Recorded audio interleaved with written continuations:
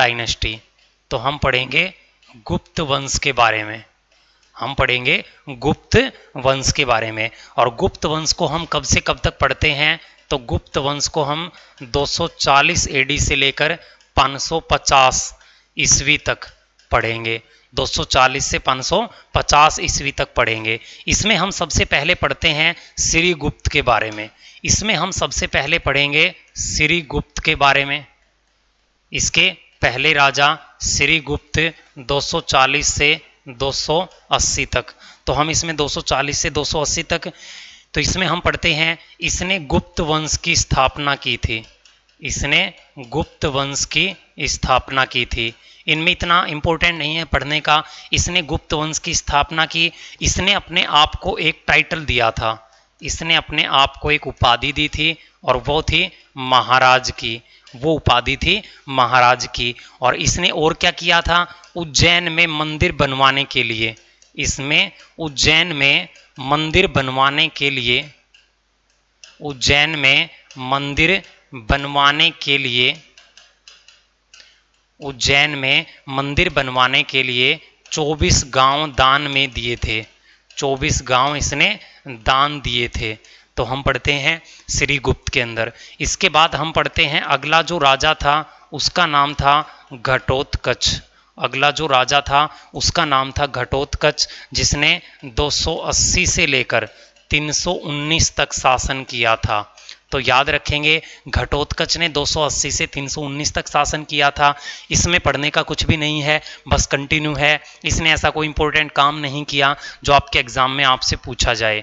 इसके बाद हम पढ़ते हैं चंद्रगुप्त प्रथम के बारे में। इसके बाद हम पढ़ते हैं चंद्रगुप्त प्रथम, जिसने 319 से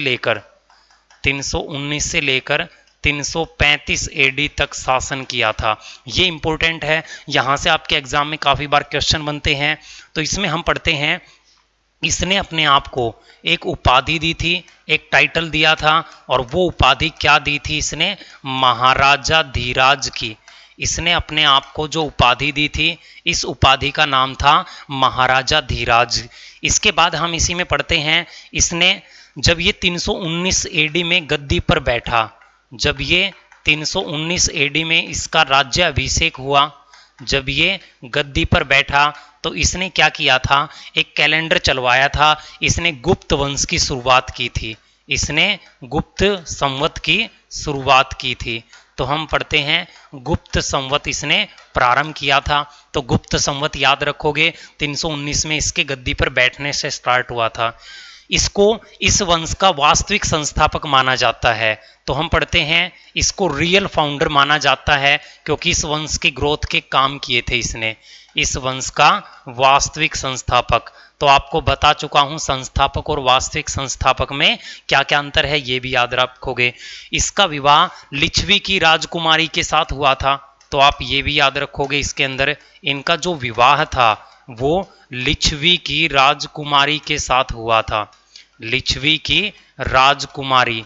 और लिच्छवी की जो राजकुमारी थी, इनका नाम क्या था? इनका नाम था कुमार देवी। इनका नाम था कुमार देवी। लिच्छवी की राजकुमारी के साथ हुआ था, जिनका नाम था कुमार देवी। और इन्हीं के बेटे का नाम समुद्रगुप्त था। हाँ, बस एक ये याद और रखोगे, इसके शासनकाल के अंदर एक प्रसिद्ध चीनी यात्री आया था। एक प्रसिद्ध चीनी यात्री आया, जिस चीनी यात्री का नाम क्या था? फाहियान। जिसका नाम था फाहियान। ये भी आप याद रखोगे। इसके शासनकाल में एक प्रसिद्ध चीनी यात्री आया था, जिस चीनी यात्री का नाम क्या था? फाहियान। तो देखिए मैंने बोर्ड पे क्या लिखा है, मैंने बोर्ड पे लिखा है गुप्त वंश। गुप्त वंश में सबसे पहले श्रीगुप्त को पढ़ते हैं 240 से 280 तक। इसमें सिर्फ यही है, इसने अपने आप को उपाधि दी थी और 24 गांव दान में दिए थे। घटोत्कच में कुछ पढ़ने का नहीं है। चंद्रगुप्त को पहला वास्तविक संस्थापक माना जाता है। ये तो सिर्फ संस्थापक था नाम मात्र, लेकिन इस वंश की ग्रोथ चंद्रगुप्त फर्स्ट ने की थी। चंद्रगुप्त फर्स्ट में लिखा है इसने महाराजा धीराज की उपाधि दी। और इसमें क्या लिखा है? इसने 319 में अपना राज्याभिषेक करवाया और गुप्त संवत की शुरुआत करवाई। इसने लिच्छवी की राजकुमारी कुमार देवी के साथ विवाह किया और इसी के शासनकाल में प्रसिद्ध चीनी यात्री फाहियान आया। ये भी आप याद रखोगे। इसके बाद हम पढ़ते हैं नेक्स्ट शासक समुद्रगुप्त। इसके बाद हम पढ़ते हैं अगले शासक जिसका नाम है समुद्रगुप्त, जिसका नाम है समुद्रगुप्त। और समुद्रगुप्त ने शासन किया 335 से लेकर 335 से लेकर 375 तक, 335 से लेकर 375 तक शासन किया समुद्रगुप्त ने।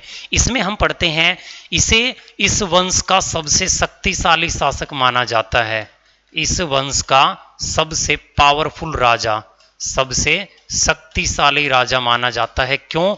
क्योंकि इसने अपने समय में काफी सारे युद्ध जीते थे, इसलिए इसको शक्तिशाली माना जाता है। इसे इतिहास में काफी सारे नामों से जाना जाता है, इसके काफी सारे नाम हैं। एज पर एग्जाम्पल मैं लिख देता हूं, इसको लिच्छवी दोहितर कहा जाता है, यानी लिच्छवी का दोहिता था तो इसको लिच्छवी दोहितर कहा जाता है। इसको असौमेघकर्ता कहा जाता है, इसी को असौमेघकर्ता। और याद रखें आपके ग्राम सचिव में यही नाम आया था, असौमेघकर्ता किसे माना जाता है। इसके बाद हम पढ़ते हैं इसने अपने शासनकाल में, इसने अपने शासनकाल में कुछ सिक्के चलवाए थे, इसने अपने शासनकाल में कुछ सिक्के चलवाए थे। और वो सिक्के कौन से चलवाए थे? तो हम पढ़ते इसने अपने शासनकाल में कुछ सिक्के चलवाए थे जिन पर इसे वीणा वादन करते हुए दिखाया गया है, जिन पर इसे वीणा वादन करते हुए दिखाया गया है, जिन पर इसे वीणा वादन करते हुए दिखाया गया है। यानी इसने कुछ सिक्के चलवाए जिन पर इसने खुद को वीणा वादन करते हुए दिखाया गया है, जिससे हमें पता चलता है ये एक कुशल वीणा वादक था, हमें पता चलता है ये एक कुशल वीणा वादक था। और याद रखेंगे भारत का सबसे पुराना वाद्य यंत्र वीणा है, सबसे ओल्डेस्ट म्यूजिकल इंस्ट्रूमेंट वीणा ही होगा। इसके बाद हम पढ़ते हैं इसके कवि का नाम हरिसेन था, तो हम पढ़ते हैं इसका एक कवि था जिस कवि का नाम था, हम पढ़ते हैं इसके कवि थे जिसके कवि का नाम था हरिसेन। और इस हरिसेन ने क्या लिखा था? इसने इलाहाबाद प्रयाग प्रशस्ति लेख लिखा था, इसने इलाहाबाद प्रयाग प्रशस्ति लेख लिखा था। ये देखिए अशोक के जो अभिलेख थे उसे अभिलेख के अंदर इसने अपने लेख लिखे थे। और इस लेख में इसने क्या लिखा था वो देखिए, इसमें इसने लिखा था, इसमें या इस लेख में इसने लिखा था जो समुद्रगुप्त हैं, इस समुद्रगुप्त के बारे में लिखा था। और ये लिखा था समुद्रगुप्त ने उत्तरापथ के 9 और दक्षिणापथ के, इसने लिखा था समुद्रगुप्त ने उत्तरापथ के 9 शासक व दक्षिणापथ के 12 शासकों को पराजित किया, 12 शासकों को पराजित किया था, जिसकी वजह से, जिसके कारण समुद्रगुप्त को भारत का नेपोलियन कहा जाता है, जिसके कारण समुद्रगुप्त को भारत का नेपोलियन कहा जाता है, जिसके कारण समुद्रगुप्त को भारत का नेपोलियन कहा जाता है। गौर से देखिए बोर्ड पे मैंने ये लिखा है जो समुद्रगुप्त है ये इस वंश का सबसे शक्तिशाली राजा है, इसके नाम असौमेघकर्ता और लिच्छवी दोहितर हैं, आपके एग्जाम में आया था ये। इसने अपने शासनकाल में कुछ सिक्के चलवाए थे जिन पर इसको वीणा वादन करते हुए दिखाया गया है, तो हम आइडिया लगा सकते हैं ये कुशल वीणा वादक था। और आप ये भी याद रखेंगे भारत का सबसे ओल्डेस्ट म्यूजिकल इंस्ट्रूमेंट, सबसे पुराना वाद्य यंत्र वीणा है। इसके बाद है इसके कवि का नाम हरिसेन था। और हरिसेन ने क्या किया, अशोक का जो इलाहाबाद स्तंभ लेख था उसमें भी कुछ लेख लिख दिए, इसके लेख ऐड कर दिए। और उस लेख में लिखा था इस राजा ने उत्तर भारत के 9 शासक, दक्षिण भारत के 12 शासकों को एक बार में हरा दिया, इसलिए इसे क्या कहा जाता है, भारत का नेपोलियन कहा जाता है। तो याद रखेंगे इसे भारत का नेपोलियन कहा जाता है। इसके बाद हम पढ़ते हैं अगले शासक जिसका नाम है चंद्रगुप्त सेकंड। इसके बाद हम पढ़ते हैं अगले शासक जिसका नाम है चंद्रगुप्त सेकंड। और जो चंद्रगुप्त सेकंड है, चंद्रगुप्त सेकंड को हम पढ़ते हैं 380 से 413 के बीच में, 380 से 13 एडी के बीच में हम पढ़ते हैं चंद्रगुप्त सेकंड को। इसके बीच में एक राजा आया था जिसका नाम था रामगुप्त। और गौर करें, जब मैंने आपको मोहम्मद बिन तुगलक पढ़ाया था वहां पे रामगुप्त पढ़ाया था, जिसका एक सेनापति था गोपराज और जिसकी पत्नी भारत की पहली सती बनी थी। इसलिए रामगुप्त को बीच से रिमूव कर दिया क्योंकि मैं वहां पढ़ा चुका हूं आप लोगों को, तो यहां पे कंफ्यूज ना हो आप। तो चंद्रगुप्त सेकंड 380 से 413 तक शासन किया था। इसे इस वंश का सबसे महान शासक माना जाता है। तो हम पढ़ते हैं, इसे इस वंश का सबसे महान शासक माना जाता है, सबसे महान शासक माना जाता है। अब इसको इस वंश का सबसे महान शासक माना जाता है। अब देखिए, इसके शासन काल में कालिदास रहा करते थे। तो आपने कालिदास का नाम जरूर सुना होगा। तो हम पढ़ते हैं, इसके शासन काल में कालिदास रहा करते थे, कालिदास रहा करते थे। इसके शासन काल में कालिदास रहा करते थे। तो ये भी हम पढ़ते हैं। कालिदास को भारत का शेक्सपियर कहा जाता है, आपको ये बात तो पता ही होगा।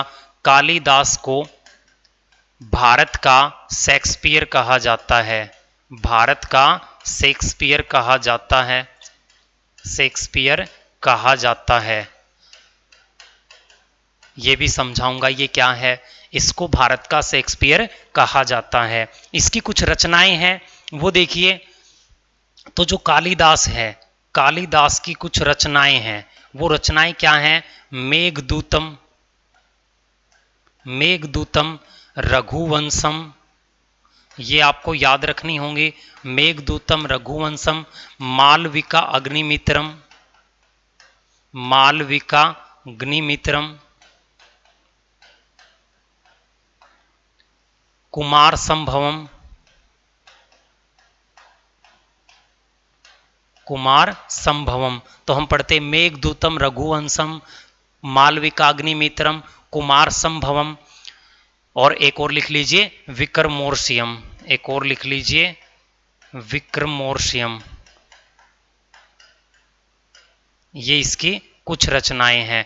तो ये आप रचनाएं याद रखोगे। तो ये सारी रचनाएं कालिदास की हैं, कालिदास ने लिखी थी ये। अब देखिए, मैं आपको ये समझाने की कोशिश करता हूं थोड़ा सा। तो मैंने बोर्ड पे लिखा है ये इस वंश का महान शासक था। इसके शासनकाल में कालिदास कवि रहा करते थे। कालिदास को शेक्सपियर ऑफ इंडिया कहा जाता है। इसका मतलब ये है, ये शेक्सपियर नाम के जो कवि हैं ये इंग्लैंड में रहा करते थे और लव स्टोरी के ऊपर रचनाएं लिखते थे। तो भारत में लव स्टोरी के ऊपर रचनाएं कालिदास ने लिखी हैं। ये मालविकाग्निमित्रम, विक्रमोर्शियम, ये सारी की सारी लव स्टोरी के ऊपर रचनाएं हैं। इसलिए इसको शेक्सपियर ऑफ इंडिया कहा जाता है कालिदास को। तो कई बार पूछा जाता है कालिदास किसके शासनकाल में रहते थे? चंद्रगुप्त सेकंड के शासनकाल में। इसने अपने शासनकाल में, या आप याद रखोगे, चंद्रगुप्त सेकंड ने अपने आप को एक उपाधि दी थी। और वो उपाधि क्या दी थी? इसने अपने आप को उपाधि दी थी विक्रमादित्य की। इसने अपने आप को जो उपाधि दी थी वो उपाधि विक्रमादित्य की दी थी। और ये भारत का पहला विक्रमादित्य था। ये भारत का पहला विक्रमादित्य था।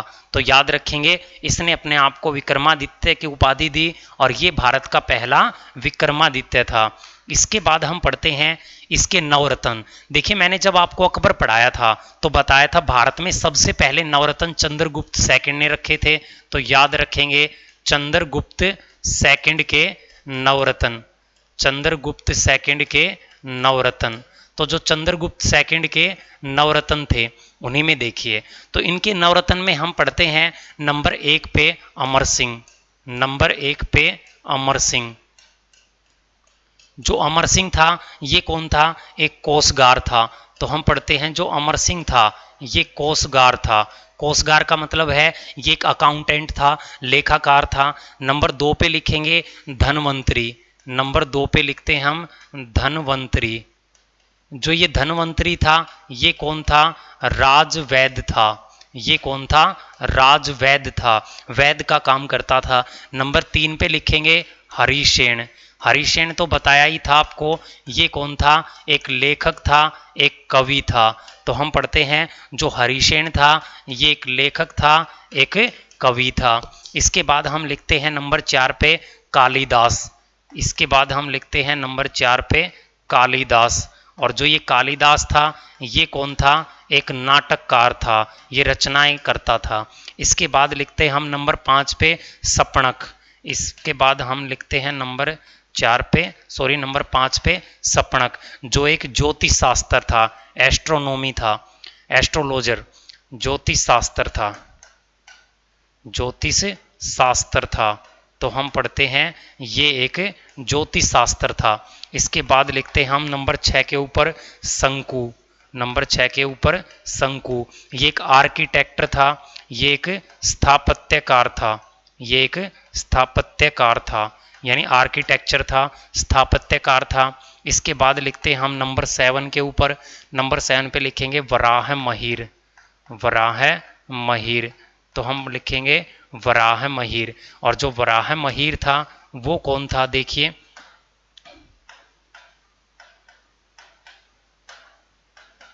जो वराह महिर था ये एक खगोल शास्त्री था, एस्ट्रोनॉमी था, ये एक खगोल शास्त्री था, एस्ट्रोनॉमी था। नंबर 8 पे हम लिखते हैं किसका नाम, वरुचि, नंबर 8 पे हम लिखते हैं वरुचि, और ये कौन था, संस्कृत का विद्वान था, ये संस्कृत का विद्वान था। और नंबर 9 पे हम नाम लिखेंगे किसका, बेताल का, और ये बेताल कौन था, एक जादूगर था। तो नंबर 9 पे हम लिखते हैं बेताल, जो एक जादूगर था। फिर से देखिए मैंने आपको बताया था चंद्रगुप्त सेकंड वो पहला राजा है जिसने सबसे पहले अपने यहाँ नवरत्न रखे थे भारत के इतिहास में। अमर सिंह था जो कोषगार था, धरी राजवैद था, हरिसेन लेखक था, कालिदास नाटककार था, शपणक ज्योतिष शास्त्र था, शंकु स्थापत्यकार था, वराहमिहिर खगोल शास्त्री था, वरुचि संस्कृत का कवि था, और यहाँ लिखा बेताल एक जादूगर था। इसके बाद हम पढ़ते हैं कुमार गुप्त के बारे में। इसके बाद हम पढ़ते हैं अगले राजा जिसका नाम था कुमार गुप्त, अगला राजा जिसका नाम था कुमार गुप्त। और कुमार गुप्त ने 413 से 454 तक शासन किया था, 454 के साल तक शासन किया था। इसमें हम पढ़ते हैं इसने अपने आप को महेंद्रादित्य की उपाधि दी थी, इसने अपने आप को एक उपाधि दी थी, और ये उपाधि क्या थी, महेंद्रादित्य। इसने अपने आप को महेंद्रादित्य की उपाधि दी, और इसने क्या किया था, 413 एडी के अंदर नालंदा विश्वविद्यालय बनवाया था। इसने 413 में नालंदा विश्वविद्यालय बनवाया था, विश्वविद्यालय बनवाया था, जो भारत का सबसे ओल्डेस्ट, प्रेजेंट भारत की सबसे ओल्डेस्ट यूनिवर्सिटी थी। इसके बाद हम पढ़ते हैं स्कंदगुप्त के बारे में। इसके बाद हम पढ़ते हैं स्कंदगुप्त के बारे में, जिसने 454 से लेकर 467 के साल तक शासन किया था। स्कंदगुप्त में हम लिखते हैं इसने अपने आप को एक उपाधि दी थी, इसने अपने आप को शुक्रादित्य की उपाधि दी थी, शुक्रादित्य की उपाधि दी थी। इसके बाद हम पढ़ते हैं इसने गिरनार पर्वत श्रेणी पर, हम पढ़ते हैं गुजरात के अंदर गिरनार पर्वत श्रेणी है, इस गिरनार पर्वत श्रेणी के ऊपर एक झील है जिसका नाम है सुदर्शन झील, जिसका नाम है सुदर्शन झील। इस सुदर्शन झील का पुनर्निर्माण करवाया था इसने, इस सुदर्शन झील का पुनर्निर्माण करवाया था। ये भी आप इसी में याद रखोगे, इस सुदर्शन झील का पुनर्निर्माण करवाया था। इस वंश का जो अंतिम शासक है वो विष्णुगुप्त था, इस वंश का जो लास्ट शासक था वो विष्णुगुप्त था। तो याद रखेंगे इस वंश का अंतिम शासक विष्णुगुप्त था। अब देखिए मैंने बोर्ड पे सिर्फ यही लिखा है, कुमार गुप्त ने उपाधि दी थी महेंद्रादित्य की अपने आप को। इसने 413 में नालंदा विश्वविद्यालय बनवाया था, जो प्रेजेंट भारत की ओल्डेस्ट यूनिवर्सिटी है, जिसको बख्तियार खिलजी ने 1204 से 5 में तुड़वाया था, जो आपको मैं पढ़ा चुका हूँ। इसके बाद मैंने लिखा स्कंदगुप्त, इसने अपने आप को उपाधि दी थी शुक्रादित्य की, और इसने गिरनार पर्वत श्रेणी, तो आप ज्योग्राफी में पढ़ोगे गुजरात में एक पर्वत श्रेणी है जिसका नाम है गिरनार, वहाँ पे चंद्रगुप्त मौर्य का एक राज्यपाल था पुष्यगुप्त, उसने वहां पे कोई झील बनवाई थी और इस शासक ने क्या किया, उस झील का पुनर्निर्माण करवाया। उस झील का नाम है सुदर्शन झील और इस वंश का अंतिम शासक विष्णुगुप्त हुआ। इसके बाद इस वंश का खात्मा हुआ, यानी ये वंश खत्म हो चुका है।